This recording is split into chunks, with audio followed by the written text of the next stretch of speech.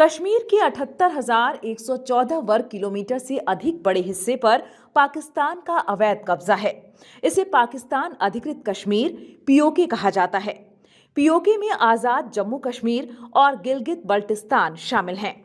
PoK की बात इसलिए क्योंकि केंद्रीय गृह मंत्री अमित शाह ने बीते दिनों लोकसभा में कहा कि अगर देश के पहले प्रधानमंत्री पंडित जवाहरलाल नेहरू ने सही कदम उठाया होता तो पीओके आज भारत का हिस्सा होता।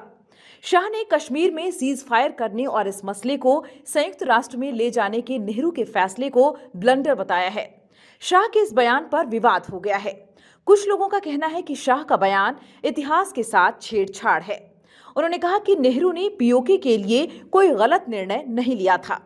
दूसरी ओर कुछ लोगों का कहना है कि शाह का बयान सही है। उन्होंने कहा कि अगर नेहरू ने सीज फायर नहीं किया होता तो पूरा कश्मीर भारत का हिस्सा होता।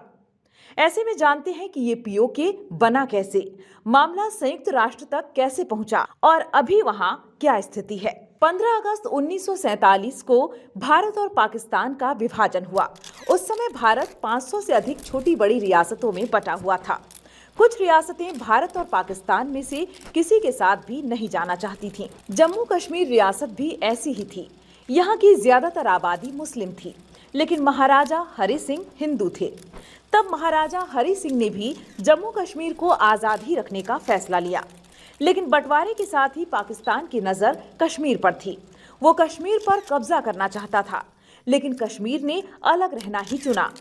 आजादी के कुछ महीने बाद ही 22 अक्टूबर 1947 को पाकिस्तान से हजारों कबायलियों से भरे सैकड़ों ट्रक कश्मीर में घुस गए। इनका मकसद था कश्मीर को पाकिस्तान में मिलाना। ये वो कबायली थे जिन्हें पाकिस्तान की सरकार और सेना का समर्थन मिला था। दिन गुजरते गए और पाकिस्तानी कबायली कश्मीर के अलग अलग हिस्सों पर कब्जा करते चले गए। आखिरकार जम्मू कश्मीर के महाराजा हरि सिंह ने भारत से मदद मांगी। 27 अक्टूबर 1947 को महाराजा हरि सिंह ने भारत के साथ विलय के दस्तावेज पर दस्तखत किए। अगले ही दिन भारतीय सेना कश्मीर में उतर गई। धीरे धीरे भारतीय सेना पाकिस्तानी कबायलियों को पीछे धकेलने लगी। वो समय था जब हालात बहुत अलग थे। भारत और पाकिस्तान दोनों ही सेनाओं के प्रमुख अंग्रेज थे। तब माउंटबेटन की तरफ से भी भारत पर दबाव था।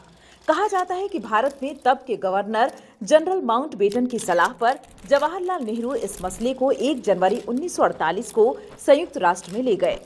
1948 में कश्मीर मुद्दा जब संयुक्त राष्ट्र में गया तब उस साल इस पर 4 प्रस्ताव आए। सबसे पहले आया प्रस्ताव नंबर 38। इस प्रस्ताव में दोनों पक्षों से स्थिति सामान्य बनाने की अपील की गई। ये भी कहा गया कि सुरक्षा परिषद के सदस्य दोनों देशों के प्रतिनिधियों को बुलाकर सीधी बातचीत कराएं। फिर 20 जनवरी 1948 को प्रस्ताव नंबर 39 आया। इसमें तय हुआ कि समस्या के शांतिपूर्ण समाधान के लिए 3 सदस्यों की कमेटी बनेगी। इसमें एक एक सदस्य भारत और पाकिस्तान से होगा। ये दोनों ही तीसरा सदस्य चुनेंगे। 21 अप्रैल 1948 को प्रस्ताव नंबर 47 पास हुआ। इसमें कश्मीर में जनमत संग्रह कराने पर सहमति बनी, लेकिन शर्त तय हुई कि कश्मीर से पाकिस्तानी कबायली वापस जाएंगे। आखिर में 3 जून 1948 को प्रस्ताव नंबर 51 पास किया गया। इसमें तय हुआ कि United nation commission India Pakistan को दोनों देशों में भेजा जाएगा। दिसंबर 1948 में इस कमीशन ने अपनी रिपोर्ट सौंपी। इसमें जनमत संग्रह और सीज फायर की बात कही गई। संयुक्त राष्ट्र में जब तक ये सब हो रहा था तब तक पाकिस्तानियों ने कश्मीर के बड़े इलाके पर अवैध कब्जा कर लिया था। संयुक्त राष्ट्र की मध्यस्थता से दोनों देशों के बीच सीज फायर तो हो गया, लेकिन साथ ही ये भी तय हुआ कि भारत के पास जितना कश्मीर था उतना भारत के पास ही रहेगा और जितने हिस्से पर पाकिस्तान ने कब्जा कर लिया था वो उसके पास चला जाएगा। इसे ही पीओके कहा जाता है।